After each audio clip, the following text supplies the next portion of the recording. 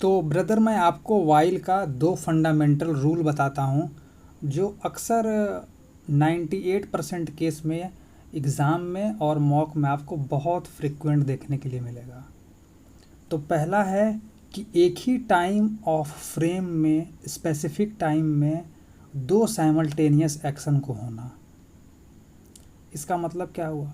मतलब मान लो कि 12 से 1 में एक लड़का बैठ के पढ़ाई कर रहा हो, जबकि उसी टाइम ऑफ रेफरेंस में 12 से 1 में ही दूसरा लड़का खेल रहा हो। तो ऐसे केस में हम लोग वाइल को यूज करते हैं। Two action going simultaneously in a specific time. और दूसरा है कंट्रास्ट को शो करने के लिए, डिफरेंस को शो करने के लिए। जैसे कि मान लो कि दो लड़का है, तो एक काला है एक गोरा है, तो यहाँ पे कलर को लेकर के कंट्रास्ट शो हो रहा है, ठीक है। तो अब हम लोग इसको डिफरेंट एग्जाम्पल्स के माध्यम से समझते हैं, जो कि थोड़ा सा कठिन होगा और एग्ज़ाम में वही पूछा जाता है।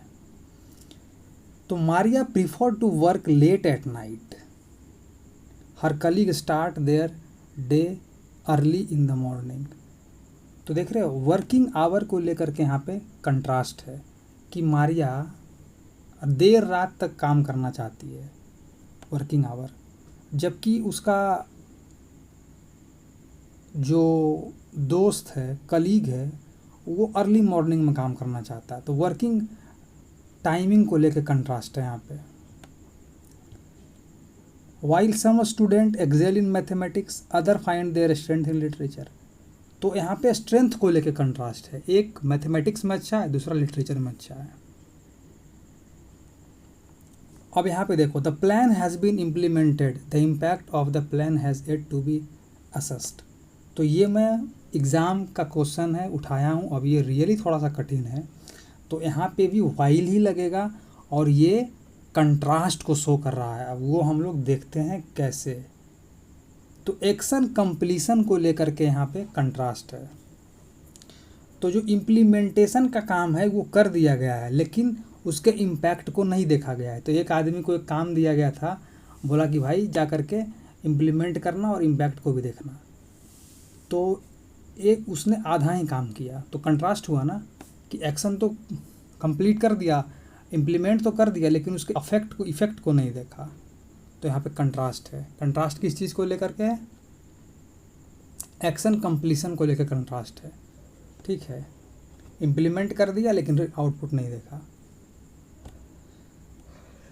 अब हम लोग देखते हैं, we were at a movie our house was बलगर्ड।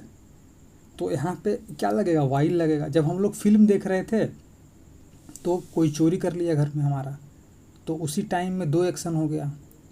बैठ के फिल्म देख रहे थे, उस समय चोरी हो गई, तो वाइल आएगा यहाँ पे। वाइल का रूल लगा वो वाला।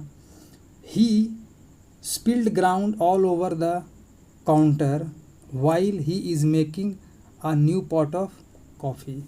जब कॉफ़ी बना रहा था तो स्पिल्ड कर दिया ग्राउंड पे बीन्स को, ठीक है।